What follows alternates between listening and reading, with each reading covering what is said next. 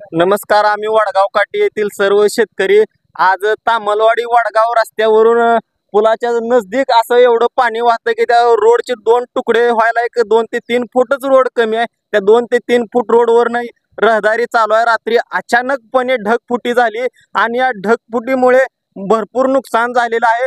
प्रशासकीय अधिकारी वडगाव काठी येथील तलाठी यांनी तातडीनं या झालेलं सगळं पंचनामे करून वरती तहसीलदार कार्यालय सगळ्याला रिपोर्ट पाठवा अशी सर्व शेतकऱ्याची मागणी आहे. आणि तलाठी यांनी ग्रामसेवक यांना काय गावातील पडझड व शेतकऱ्याचे झालेले नुकसान यांनी जागोजाग द्राक्ष बागायतदार, फळ बागायतदार हे सगळे शेतकरी आहेत ज्यांचे कडबे वाहून गेलेले आहेत, ज्यांचे जनावरांचं नुकसान झालेलं आहे आणि जागेवरती जाऊन पंचनामे करावे या ढगफुटीचे एवढीच सर्व शेतकऱ्याची मागणी आहे.